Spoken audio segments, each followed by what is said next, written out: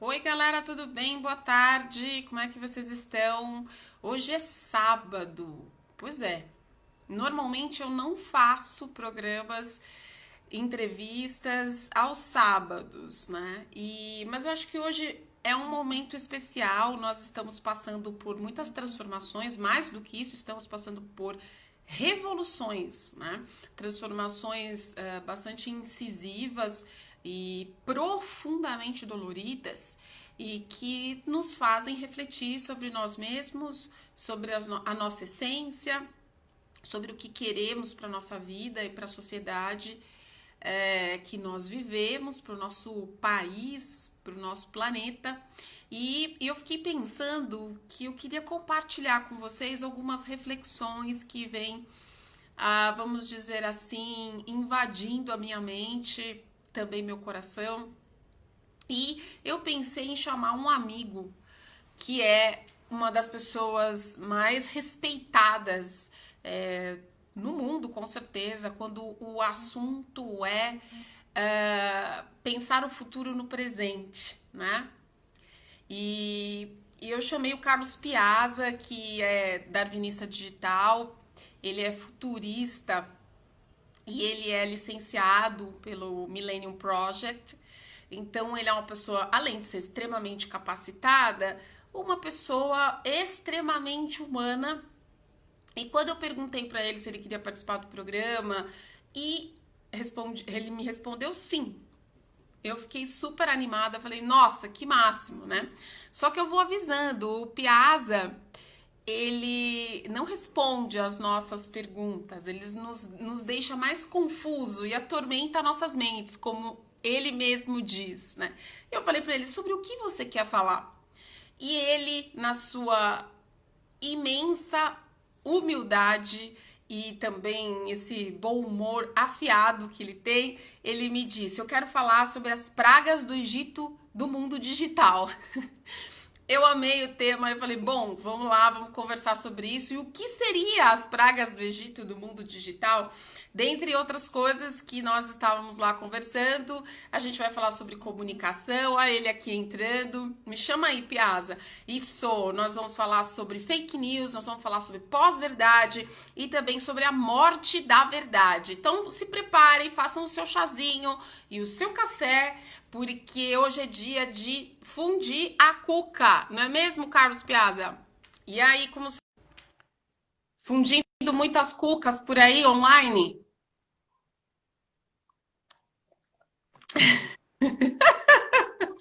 Fala, E grande Camila!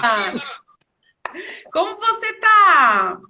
Eu tô muito bem aqui, trancafiado, né? Mas bem, tô bem aqui, com meu corpinho aprisionado, mas a cabeça, ó, doida.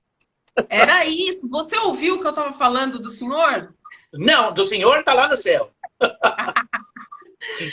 Não, eu estava falando que para o pessoal pegar um chazinho e um café para a gente se preparar para você atormentar as nossas mentes, porque você não está aqui só para responder perguntas, mas para fazer a gente refletir sobre o futuro no presente. Eu estou errada? Não, claro que não, meu, porque a gente tem que caminhar para o futuro. Mas se a gente não consegue enxergar as coisas todas aqui, fica bem difícil, né? Ó, já desde cara aqui, ó, Ricardinho Rojas, saudade monstra de você. É Dionísio, mega beijo, saudade de você. Faz tempo que eu não vejo você também, né?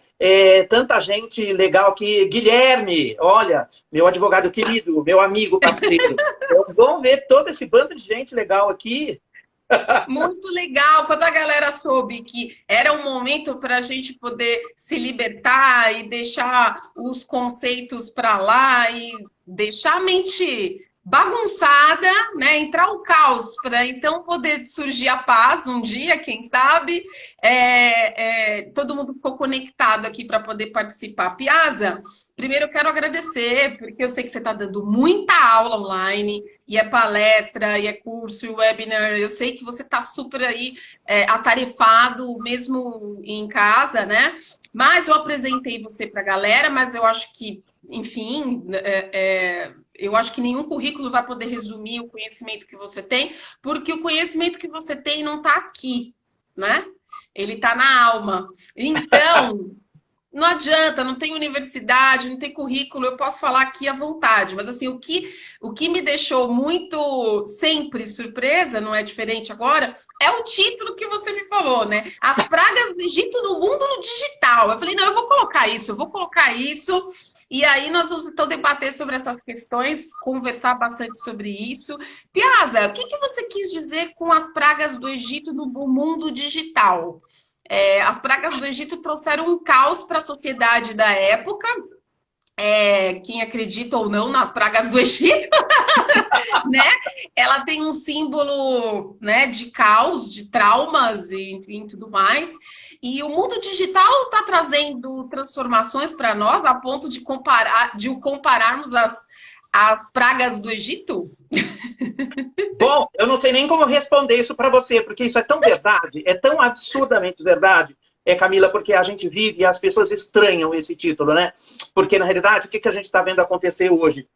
Não só a questão da pandemia que a gente está vivendo, né, das condições sanitárias que a gente tem que enfrentar, mas não é só isso. Independentemente de pandemia, isso já vinha e na pandemia se acelerou, é a questão de que realmente, né, as pragas do Egito, do mundo digital, faz com que a gente hoje enxergue uma pandemia da credibilidade das coisas, né? Então, quando a gente fala, né, de tudo isso que são as grandes pragas do Egito, e se a gente vê, se as pessoas acreditam ou não, elas podem acreditar agora nas novas 5 que a gente tem, né, que chegam sobre a gente, verdadeiras pragas, tá? E isso certamente vai fazer com que a gente também evolua de um lado também e sofra, né, um processo de acomodação no cérebro para a gente compreender exatamente o que é isso, porque isso só tende a piorar no mundo inteiro, tá? Então, esse é o tema estranho que a gente coloca aqui, né? Não só as questões do que a gente tem ligados aí às redes sociais, digitais, mas também com aquilo que a gente chama do que está vindo forte também sobre nós, que é o que a gente chama de matemática moral, né? Que também está aí no nosso título, né? Quais são o que são, né? Que você considera como pragas do Egito, do mundo digital? Bom, o que nós temos, né? Isso vem desde lá, né? Tem embriões lá nos anos 90, tá, Camila? Não tem nada de muito novo aqui pelos estudos do que significam as redes sociais, mas olhando do ponto de vista do prumo das redes digitais. Redes digitais promovem algumas alavancas para as mídias sociais. Portanto, não dá para confundir uma coisa com a outra, tá? Isso tem a ver com a forma com que a gente conecta pessoas de uma maneira completamente diferente no mundo inteiro desde 90, tá? Porque 90 era da convergência digital, quando as pessoas finalmente tomaram as mídias nas mãos para que elas se pronunciassem, né?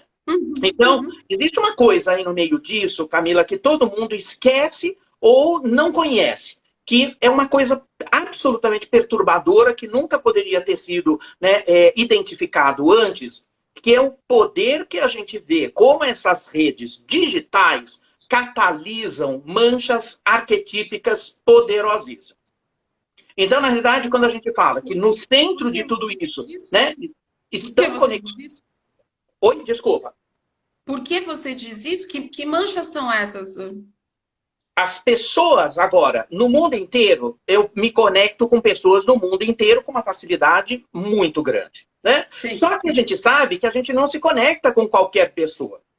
O conceito de rede traz tudo aquilo que a gente sempre fala, Camila. Tudo aquilo que é bom para mim, a rede, é bom para mim e é bom para ela também.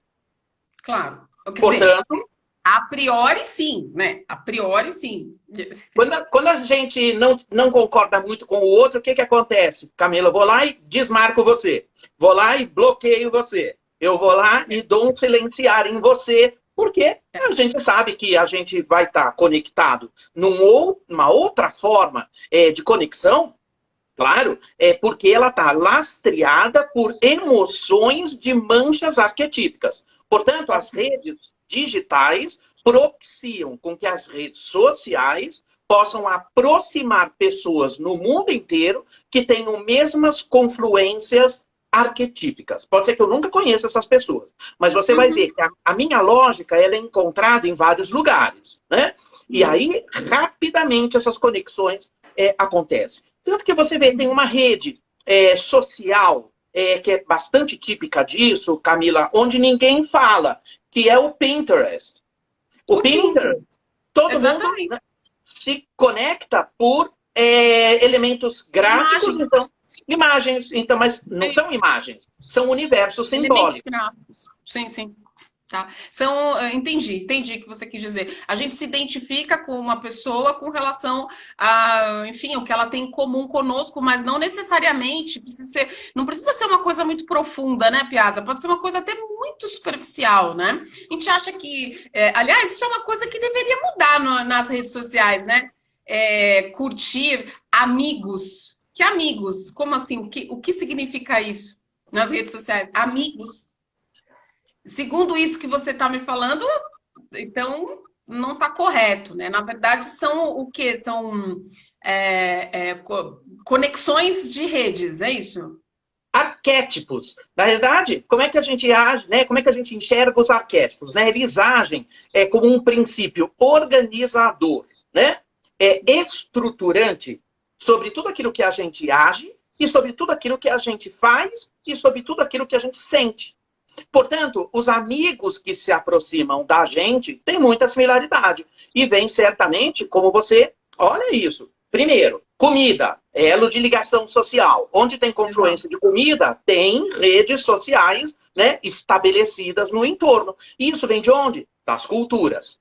Então, quando a gente tem que enxergar que isso não está deslocado dessa forma toda, entender de redes sociais e de redes digitais dependem fundamentalmente agora de entender arquétipos e de que maneira a gente estrutura a forma com que a gente se relaciona com arquétipos.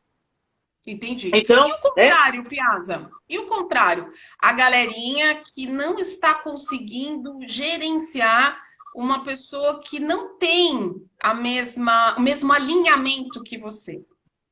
Arquetípico, por exemplo.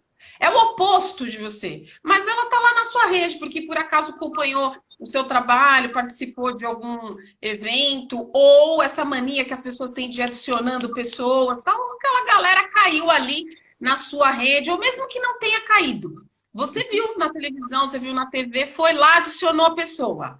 Ela é o oposto de você, não tem alinhamento com os seus arquétipos, vocês não estão em volta de um arquétipo, juntos, compartilhando alguns temas, alguns pensamentos.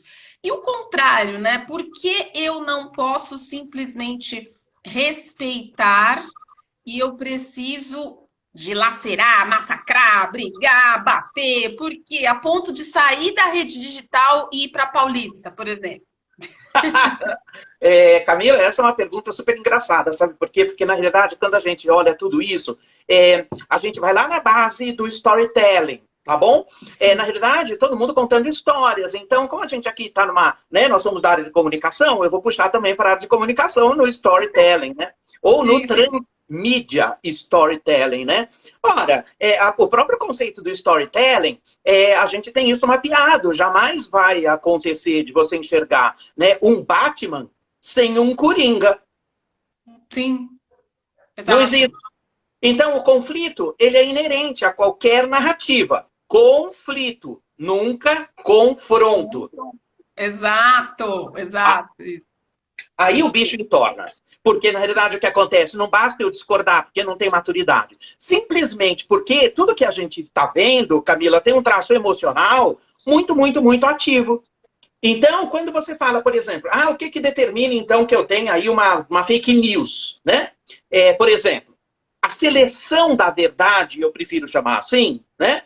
Ela é indicativo total de uma forma com que a gente indica a afetividade da identidade. Então, o que eu quero dizer com isso, né?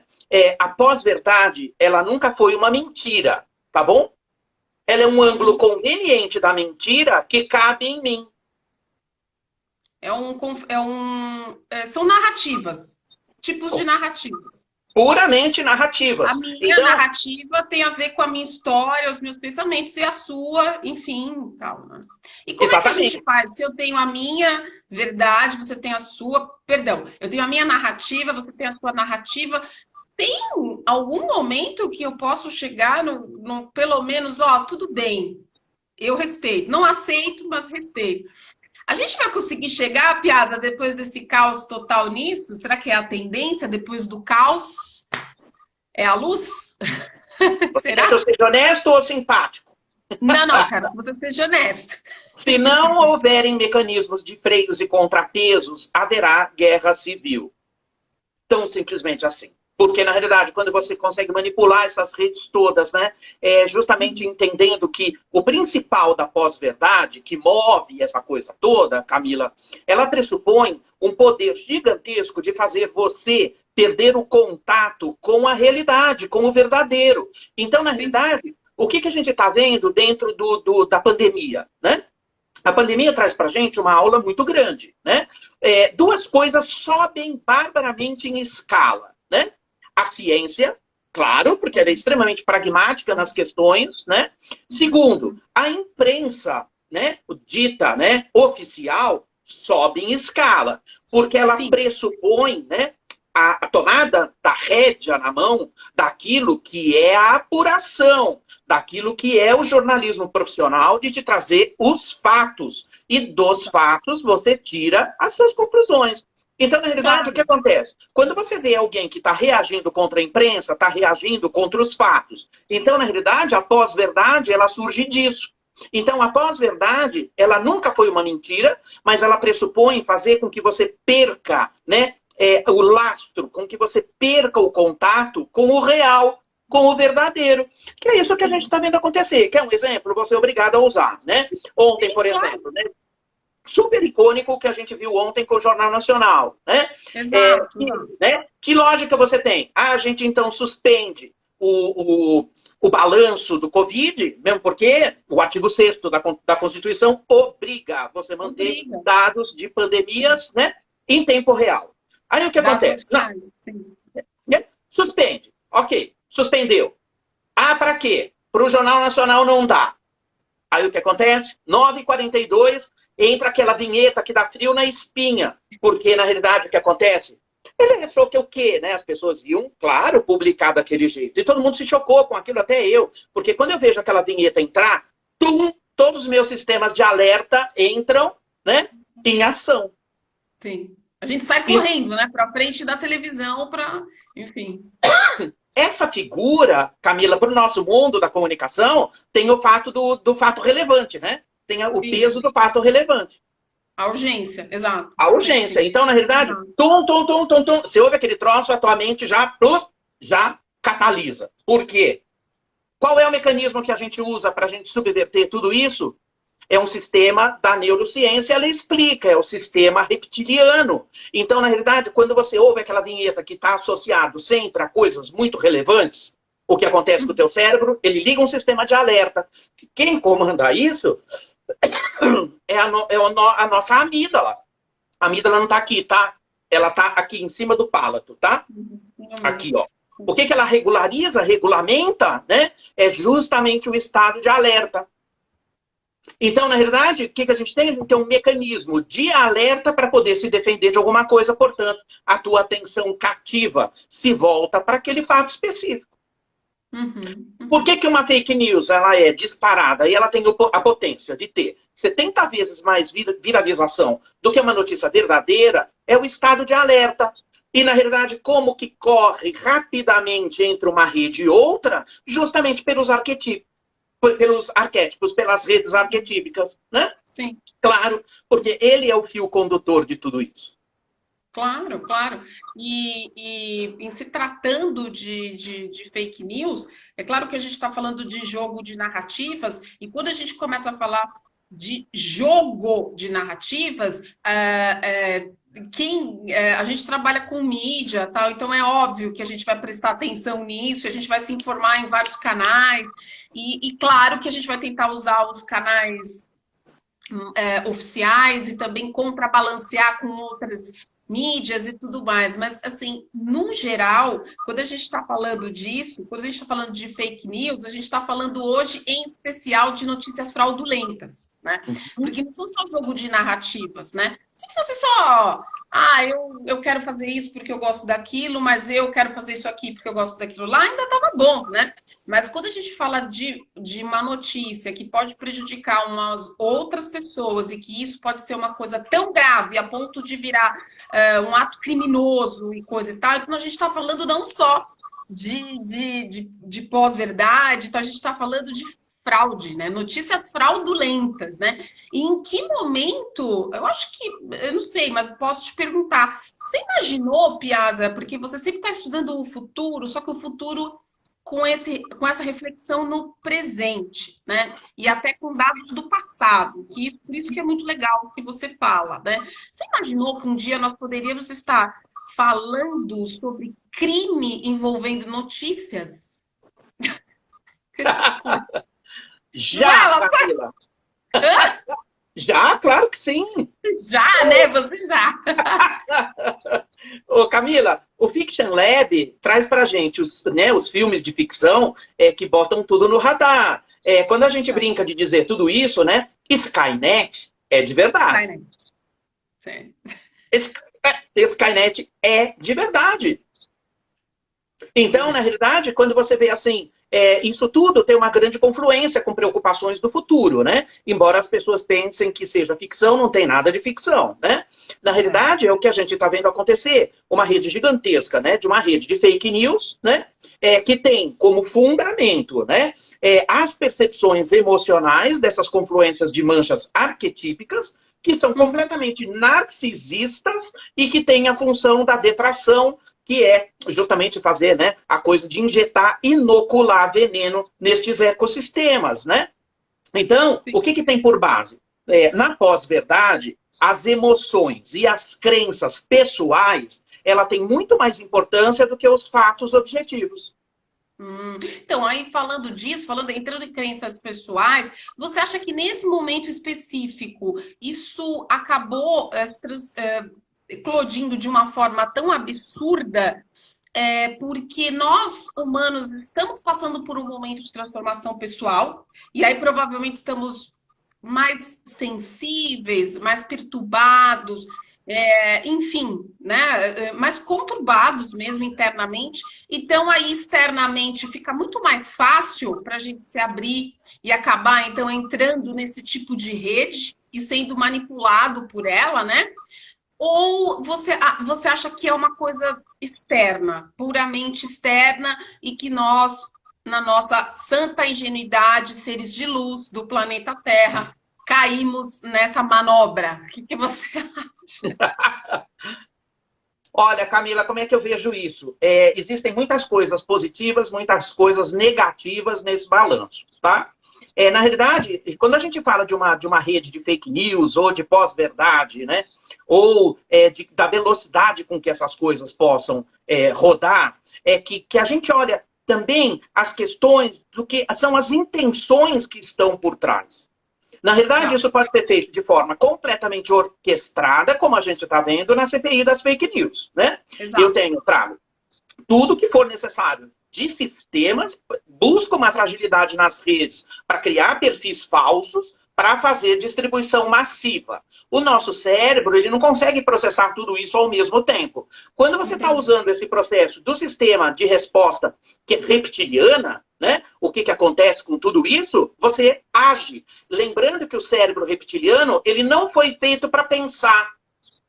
Ele foi feito para agir por causa da sua carga de adrenalina. Então, na realidade, o que acontece? Você, por causa de algo muito, né, irreal, surreal, possa assumir na mão coisas como a gente já viu acontecer, por exemplo, no caso daquela senhora que foi linchada no Guarujá, não sei se você se lembra, que ela foi vítima de uma calúnia que surgiu nas redes, dizendo que ela, por causa da morte de uma criança, que ela fazia magia negra. E ela não tinha nada a ver com isso. Ela foi linchada. Portanto, mexer com o reptiliano das pessoas é um troço extremamente grave quando você faz isso. Porque faz com que as pessoas criem o gatilho da ação. E elas nem compreenderam direito, né, o que aconteceu. Né? É instinto, né? Ela busca aquilo que está gravado no teu cérebro, né? É como o Ricardinho Rojas está colocando aqui, né? Eu tô vendo. Tô Você vendo não acha maravilhoso esse mundo pós-pandemia que nós vamos viver? Eu acho que sim, passados os, né, movimentos turbilhão de assentamento de tudo isso, né? Porque, na realidade, o que aconteceu? A pandemia, ela acelerou o futuro para nós. Muitas coisas. Quanto tempo, Piazza? Quanto 10 tempo anos. acelerou? 10 anos. 10 anos. 10 anos? Uau. Como a gente sempre fala. Antes, para você ver um robô ativo, você tinha que ir lá no MIT e enxergar aquele guepardinho amarelinho que antes só andava nos jardins das universidades. Os robôs foram para a rua. Os robôs estão dentro dos hospitais. Os robôs estão em tudo quanto é lugar. Ficou verdade. Quando a gente falava de home office e ninguém prestava atenção, agora é de verdade. Quando você falava, e olha, quantos anos, Camila, eu falo da questão da tríade, né? Dos arquétipos, que viver, trabalhar e aprender era uma instância única. Quantas vezes você ouviu isso? Um monte. Com o mundo da pandemia, todo mundo teve que sair correndo, né? Então, na realidade, eu acho que todo movimento de depuração depende de um momento de crise. Então, a gente está falando de gestão de crise, onde a gente olha, né, o lado positivo que isso tudo tem. Mas a gente sabe que a gente continua, e aí, resposta também para o Ricardo, as 4 coisas que a gente sempre fala, né? Qual é o luxo do século XXI? Silêncio, privacidade e tempo e, né, a forma com que a gente se conecta online. Então, na realidade, o offline, ele deixa algo completamente distante da gente. Mas, ao mesmo tempo que a gente está vivendo tudo isso, a gente está vendo já um movimento de estruturação das redes para fazer com que a ética, a transparência que surge dessas coisas sejam as coisas mais comentadas no mundo digital, porque não tem sentido você levar o mundo digital para frente sem falar de ética e sem falar de transparência. Portanto, a depuração ética é o que está sobre nós. E é isso que a gente vê no noticiário todos os dias. Exatamente. O oposto disso, né, na verdade, né? E aí eu ia até te falar, não sei se você chegou a ver a pesquisa agora, que saiu agora que eu vi a apresentação na Casa Firjan, lá no aquário da Firjan, online, claro, da RepTrek, uma pesquisa falando sobre reputação no momento de pandemia e pós-pandemia, né? E até de 2003 para cá, de 2003 para cá, 2007, perdão, para cá, o que estava em primeiro lugar quando uma pessoa era perguntada sobre a reputação de uma empresa, sobre o que ela lembrava caso ela quisesse comprar algo de uma empresa. E, em primeiro lugar, estava a qualidade do produto, serviço, tal, e por aí vai. Né? E agora, em março, quando começou a estourar a pandemia, né, o que está em primeiro lugar é ética e transparência. Em segundo lugar está a qualidade do serviço. Em terceiro lugar está se essa empresa é uma empresa cidadã. Se ela está fazendo alguma coisa para melhorar o mundo neste momento e depois da pandemia. Então, mudou mesmo, né, Piazza? Não é que nós vamos deixar de consumir e de se atentar aos produtos. A gente precisa de internet, a gente precisa de um computador excelente, a gente está agora no mundo online, praticamente 100%. Mas essa questão da ética e da transparência vai pegar muito. Muito e já tá pegando, tá, Claudinha? Justamente por isso, Camila. Tô vendo a Claudinha entrou aqui, por isso que eu falei, Claudinha Penteado, um beijo. Beijo. Mamed, adoro você, tô com saudade de você. Faz 1 milhão de anos que eu não vejo você, respondendo a sua pergunta, né? Quando a gente olha tudo isso, Camila, a gente tem que olhar o seguinte.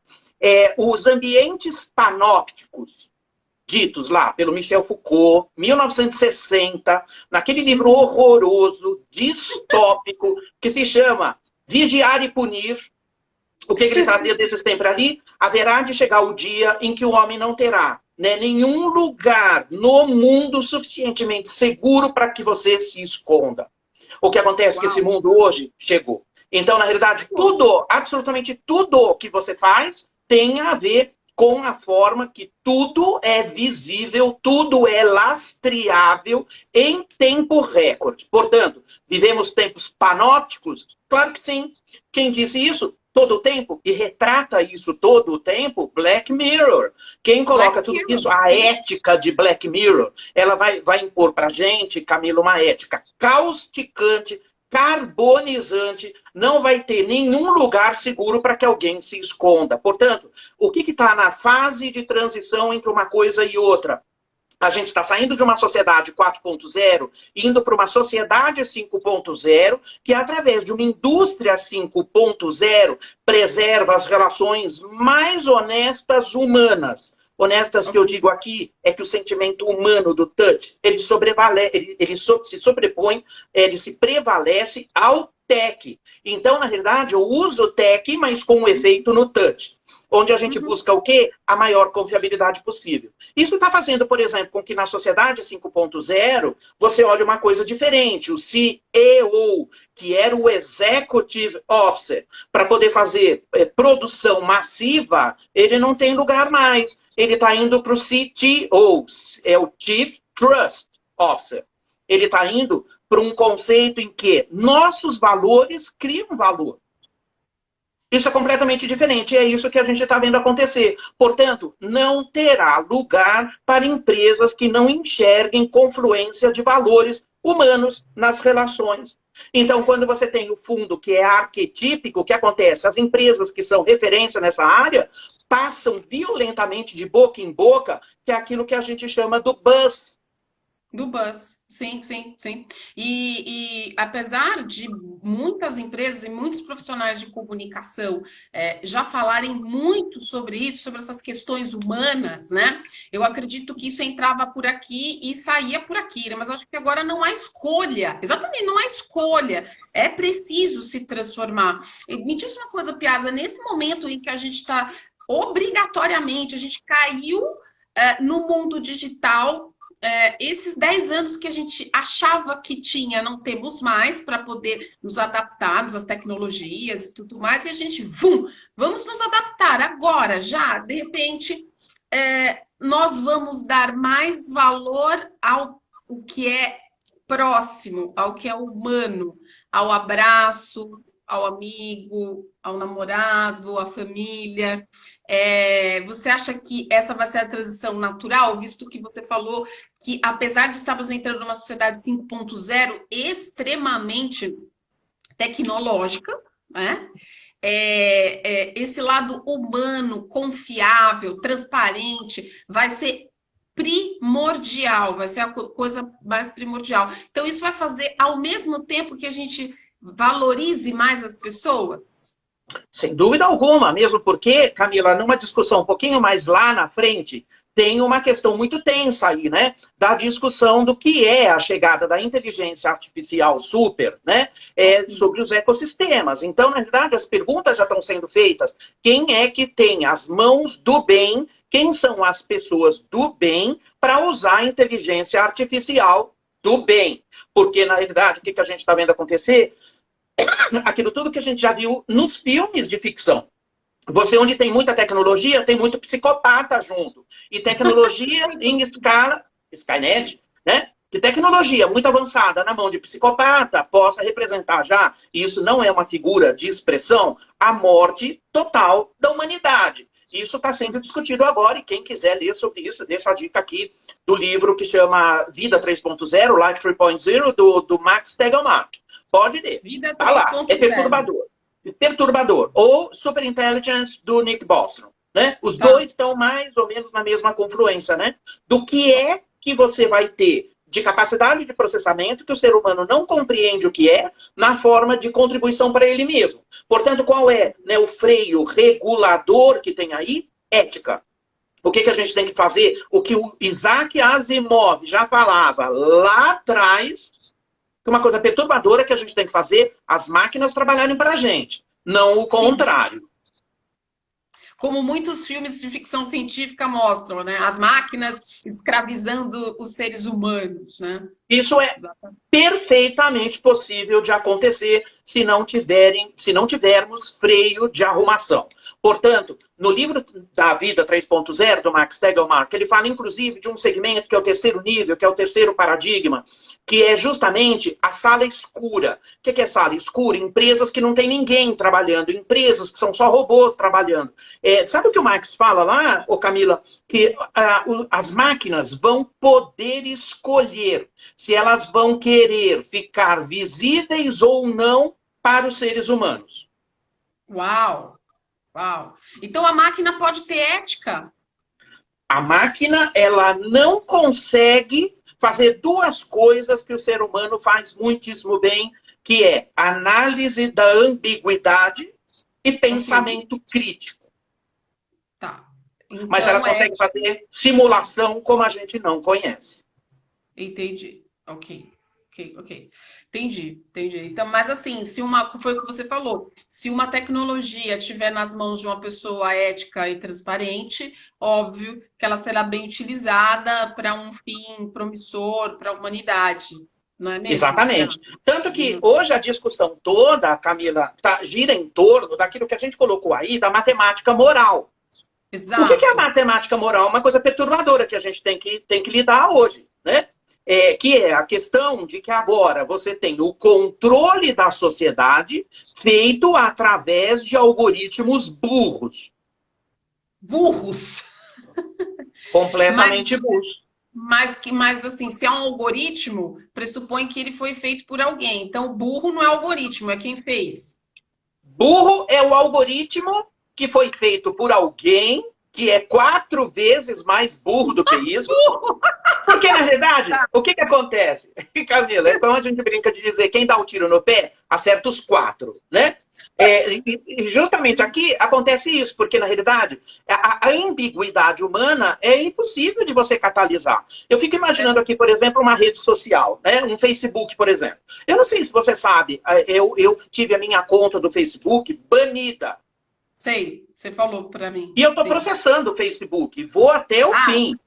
Isso eu não sabia, não. Então, estou processando para saber os limites disso tudo, né? Porque, na realidade, o que aconteceu? Eu tive a minha conta, né, suspensa pelo Facebook porque eu postei um meme que ele entendeu que eu fosse um cara nazista e me acusou de participar de grupos terroristas e de grupos de extermínio em massa. Provavelmente você foi irônico. Tudo que sobra para um meme é a ironia. E o humor. Ironia, entendeu? Mas o assunto, enfim, os robôs do Facebook não captaram essa informação.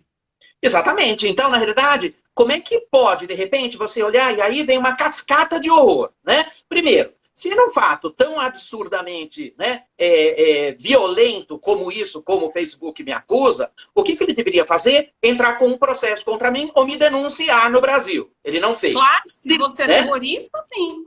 Segundo, ele não pode suspender minha conta alegando isso, porque agora ele cria um fato com uma acusação criminal, que eu quero que ele prove que eu faço parte de rede de extermínio. Meu Deus. Só que aí o que acontece? Você não consegue notificar o Facebook porque tem uma representação só no Brasil. E você é obrigado a seguir leis, porque o Facebook tem no Brasil a operação de uma empresa na Irlanda. Então você tem que seguir leis da Irlanda, não daqui. Uau, que retrógrado. Então, na realidade, o que acontece? Aquilo que a gente fala da liberdade de expressão, não o que a gente está vendo como discussão de liberdade de expressão, ela tem que ser julgada no Brasil de acordo com a Constituição. Mas não tem lugar nenhum, nem no Marco Civil da internet, a forma com que você olhe essas questões. Porque eu não tenho força para mover como pessoa física, porque isso tem que ser via Ministério Público para se criar uma legislação para proibir esse tipo de coisa. Segundo, ou eu aciono o Facebook na Irlanda sobre as leis da Irlanda, ou eu não consigo me defender, nem criminalmente. Então, tem duas coisas que estão correndo aí nesse momento com relação a isso, não diretamente a isso, mas com relação a esses assuntos. Uma, guardada as devidas proporções, seus questionamentos pessoais, né? O presidente Trump estava querendo se transformar uma lei, né, para que ele pudesse, então, fazer com que as redes sociais tivessem regras e seguissem regras e padrões e tudo mais. E isso está rolando lá nos Estados Unidos, né? E como nós somos basicamente cópia dos Estados Unidos em muitas coisas, algumas coisas podem acabar chegando aqui. E com relação a fake news, a CPMI da fake news está aí rolando agora com essa união, né? Do Senado com a Câmara e agora com o Executivo também, uma parte do Executivo, uns representantes do Executivo, para saber que com essa lei nova da fake news que vai entrar, é preciso que as redes sociais tenham agências apuradoras. Aí eu fiquei pensando, né? Quem vai apurar? Quem é essa pessoa que vai apurar? Se essa pessoa é um humano e tem as suas sombras arquetípicas, como você mesmo falou, né? Fica um pouco esquisito de você saber de novo o que é verdade e o que não é verdade. Não é mesmo? Fica muito esquisito. E eu fiquei pensando o jornalismo raiz, o jornalismo aquele que apura, aonde se enquadraria nessas questões, né? Então, enfim, eu fiquei um pouco confusa. Fiquei um pouco confusa com relação a isso.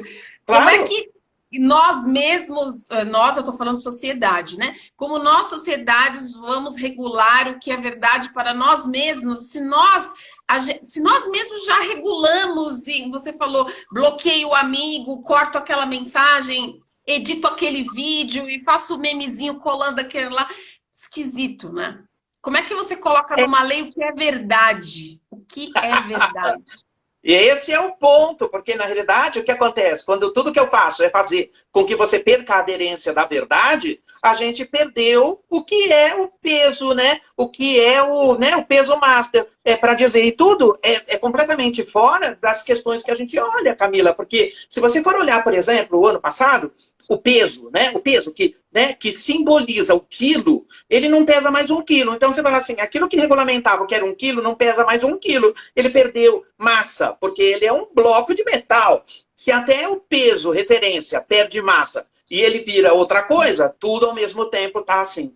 Os mecanismos para a gente provar que a verdade, né, ela é a imperação de tudo aquilo, né, que a gente vai estar consumindo, a gente tem que fazer com que os produtores da verdade, né, certifiquem em blockchain o conteúdo que é levantado. Então, por que é que a gente olha que a imprensa toma um rumo com uma importância violenta nisso? Por quê? Com certeza. Primeiro, tirando as questões de opinião, né, da mídia opinativa, né, dos colunistas que fazem opinião, dos articulistas, né, mas da matéria bruta, onde existe, né, a apuração dos fatos, sim, né? Que é mais lento, ela não combina com a rapidez do mundo da internet. Mas a apuração hoje, né, ela é absolutamente vital. Quando você olha os gráficos de confiança na imprensa oficial, ela sobe assim. É um negócio impressionante. Por quê? No meio onde todo mundo diz um monte de coisa, eu sempre vou me recorrer à mídia oficial, ao, né, jornalista oficial. Por quê? Trabalha de acordo com a ética da apuração. Portanto, fazer com que esse conteúdo seja certificado numa cadeia de blockchain, qualquer coisa diferente disso entra em dissonância e você pode começar a criar essas coisas. Mas fazer com que máquinas, por exemplo, sejam treinadas para elas terem ambiguidade humana, para elas poderem enxergar o que é humor, crítica e ironia, não teremos isso tão cedo. Então, na realidade, o que acontece? Quando você vê, por exemplo... E olha, amigos nossos, tá, Camila?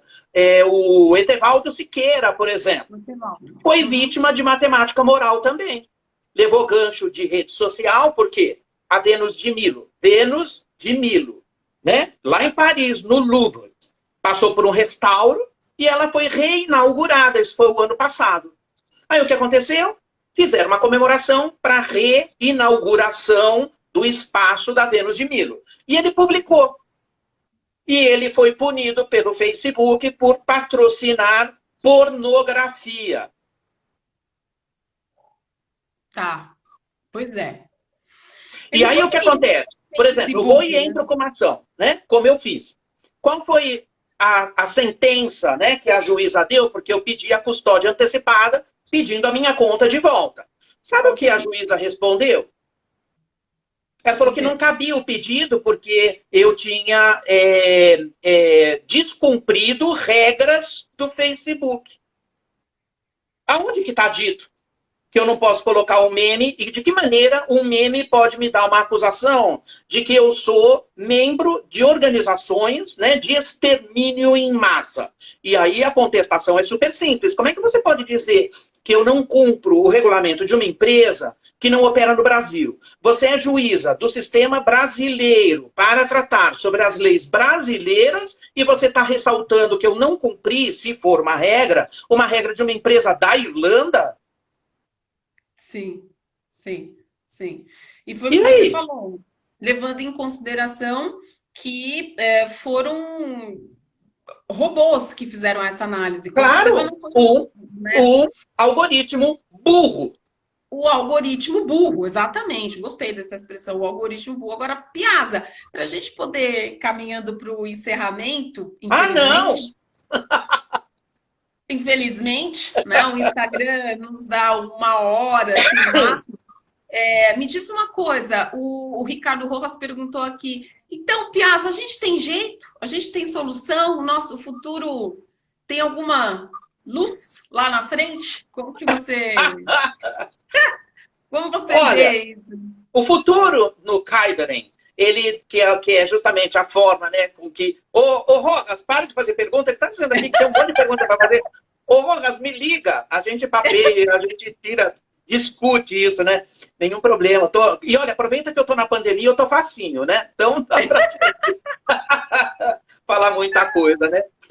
Então, Camila, quando a gente olha isso tudo até para responder para o Ricardinho, sim, né? Tem muita coisa interessante para a gente poder olhar lá na frente, né? Mas a gente vai a duras penas, porque na realidade o projeto do ser humano, eu sempre achei que ele é um projeto muito mal acabado, né? A gente foi treinado desde a segunda revolução industrial, como a gente olha as empresas, né, para poder reagir a tudo aquilo que a gente sempre colocou, que é a questão da competitividade, né? A forma com que a gente adotou competitividade, que não basta eu fazer, né, uma forma assim de convivência com você, eu não posso combater você, eu tenho que matar você. Isso é uma coisa absurda, porque na realidade é isso que está na cabeça de todo mundo. E nessa Sim, coisa de quem ganha, quem perde, tem uma coisa que o mundo digital discute by far, desde sempre, que é o narcisismo. sim. Aliás, a sopa das redes sociais é o narcisismo, é o elemento que preenche a tigelinha. É narcisismo. É Narcisismo. narcisismo. Então, na realidade, do que a gente está falando? Tudo aquilo que eu perco, né? Como, né, a forma da conexão que a gente tem, Camila, que tem as pragas do Egito lá, né? Que são quais? A pós-verdade, nós falamos. O wishful thinking, que é outra praga. O firehosing, que é outra praga. As fake news e a deep fake news. Então, quando a gente olha tudo isso, isso acontece em todos os níveis, na web, na deep web, na black web e na matemática moral, a gente tem que entender que a gente já está num outro lugar. A gente já não está mais no lugar em que a gente imagina que a gente estava. Então, brincar. Tanto que assim, Camila, o Black Mirror. Eu não sei se você viu a notícia do Black Mirror. Eles anunciaram que agora ia sair agora em julho a 6ª temporada. E o que Black Eu Mirror avisou? Falou assim, não faremos a 6ª temporada. O mundo ficou distópico demais. Muito além do que Black Mirror discutiria. Temos que Ui, atualizar o Black Mirror. ele sofreu uma antecipação. Então, na Exatamente. realidade, esse mundo está ficando insuportável. Então, como a gente olha lá na frente, a gente vai ter que entender algumas coisas, né? Onde a gente está, afinal, competindo para quê? A gente está, afinal, né, colaborando como? Será que a gente está colaborando para o mal, que é não colaborar? Ou a gente deveria colaborar para o bem? Porque esse mundo pós-pandemia está juntando as pessoas numa hipercolaboração global. Sim, sim. Faz sentido ficar fazendo ativação desses mundos, né, quando a gente sabe que o ser humano ele vai ter algumas questões que são muito relevantes. Porque tudo aquilo que a gente enxerga são as potencialidades humanas em primeiro lugar. Mas aqui a gente não está enxergando a potencialidade humana, a gente só está enxergando a sombra do que o ser humano do mal pode fazer. Entendi, entendi. Na verdade, então, eu acho que tem algo para a gente ver um pouquinho para frente. Então, a gente insiste em dizer... está trabalhando, né? Uma coisa mais humana, né? Talvez, você está falando de uma coisa que tem a ver com a essência mesmo humana, né? Essa proximidade humana, essa colaboração, essa coisa de estar próximo, né? De ser ético, de ser transparente, né? Eu acho que talvez a novidade seria um seriado com esse tipo de abordagem, né? Talvez esse aqui sem dúvida alguma. E olha, respondendo também de novo para o Ricardinho ali. De novo, não faço parte de grupos de extermínio, mas mantenho... Só para esclarecer. Por favor, não faça, né? Não faço parte ainda, mas mantenho meu lança-chamas lindinho, polidinho, brilhando para ser usado a qualquer tempo. Tá bom, Ricardinho? Ó, para você, né? E a Ana Carla colocando aqui, obrigado, Aninha, de verdade, viu? É gostoso falar sobre esses assuntos e também trazer as questões, né? Acho que é legal quando a gente tem liberdade de falar sobre tudo isso, né? É verdade, então, não sei, acho que a única coisa legal que sobrou pra gente aqui, Camila, é a gente remarcar, fazer mais uma hora qualquer dia na semana que vem para a gente falar mais sobre o assunto. Porque porque legal. Faltaram 2 temas aí, que eu sei que você passou por eles, mas que são as pragas do mundo digital, as pragas do Egito do mundo digital, mas a gente pode marcar sim para a gente dar continuidade a esse assunto, a essas questões, até porque cada semana que passa aqui no Brasil acontecem vários seriados, e aí que dão uma repercussão interessante para a gente poder falar de outras questões, não é mesmo, Piazza? Sem dúvida, eu acho que sim. E tem espaço para a gente falar. Né? O quê? Tem espaço bastante grande para a gente falar sobre isso, porque não são questões que são levantadas no dia a dia da gente, né? Não são, e por isso que você brinca que você veio para atormentar a mente das pessoas, mas eu acho que, na verdade, para que... o Ricardo está falando, não são nem semanas, né? São dias, né? Passa um dia, parece que a gente assistiu vários seriados num dia só, e a gente terminou, quem sabe, Odisseias, né? E aí, no outro dia, a gente já não consegue fazer a digestão do que aconteceu naquele dia, e no outro dia já vem uma outra questão e tal. Basicamente, você tem razão. O que vem assustando muito a gente são as questões morais, né? Todo dia a gente assiste, lê, vê coisas que afetam, fazem a gente pensar questões morais. Né? Só que agora está faltando um pouquinho para toda a sociedade. Se eu acho que falta para você, então falta para mim também. Né? Claro. Esse caminho, a gente precisa fazer esse caminho, né? Então, claro que a gente tem que criticar, mas tem que chegar nesse ponto aí que você falou. Vamos conversar, discutir. É legal os conflitos, mas os confrontos, não. Os confrontos, conflito, não. Sempre. Mundo digital, ele é marcado pelo conflito. E a inteligência sai do conflito por causa do processo da diversidade que a gente tem. O mundo é caótico, ele é feito de fragmentos. Se eu não me destino a voltar para o fragmento, eu não consigo mais decidir sobre nada do que a gente tem, Camila. Então, eu preciso da inteligência compartilhada. O problema não é eu buscar conhecimento no outro, é você ter mecanismos de fazer com que no outro pode estar a solução. E aí vem a colaboração. Mas essa coisa esquisita, que a colaboração, ela tem o vínculo do conflito, as pessoas não entendem muito isso. Porque o confronto, elas entendem muito melhor do que o conflito. Então é aí que se perde, né, a mão das coisas, né? As pessoas querem colaborar com você pelo confronto. Mas, escuta, ganha quem? Então, só que aí a gente não conversa, né? A gente não troca aqui nada, ninguém aprende nada, né? Muito pelo contrário, foi o que você falou, né? A gente vai começar a regredir, a gente está no momento. O caos é importante para a gente poder evoluir, mas se a gente entender que o outro fala é contra ao que eu penso e não diferente, ele simplesmente é diferente, ele não é contra quem eu sou, né? Então, se a gente conseguisse pensar isso de uma forma mais suave, com certeza as coisas estariam melhor, né? E aí, enfim, Piazza, acho que a gente conseguiria fazer isso toda semana, como disse o Ricardo, faz toda semana um café em casa com o Piazza. Vamos fazer. E aí depois eu entro com um processo trabalhista contra o Ricardo, viu? Ricardo, isso pode ser vínculo, pode ser determinado como vínculo, por favor, Ricardo. Aqui tem gente falando que adorou, que a oportunidade foi incrível, que você é sensacional. Enfim, Piazza, trata de fazer uma assinatura digital, um autógrafo digital para você colocar aqui no Instagram, para a gente levar para casa, para a gente levar para casa, viu? Piazza, que pena, hein? Que pena, agora Black Mirror, a produção do Black Mirror não pode mais te chamar para você fazer o roteiro de um episódio. Oxidou antes de sair. Ficou distópico demais antes de sair. Para você ver o quanto a gente antecipou o futuro. Vamos fazer a próxima falando sobre antecipação de futuro? Vamos, combinadíssimo. Aí agora a gente só marca e eu aviso a galera, tá bom? Feito! Só de raiva eu venho. Ótimo. Não por mim, por favor. Porque aqui, meu carinho eterno para você. Sempre, sempre, sempre. Somos parte da mesma quadrilha, obrigada, né? E obrigado por tudo, viu? Imagina, eu que agradeço a oportunidade através aqui do meu canal, trazer esses conhecimentos, essas reflexões para as pessoas. Eu tenho certeza que ninguém vai dormir hoje. E olha, quando você diz isso, eu fico mega feliz, né? Porque o meu propósito é fazer com que ninguém durma, né? Mesmo. Insônia permanente, ok, valeu.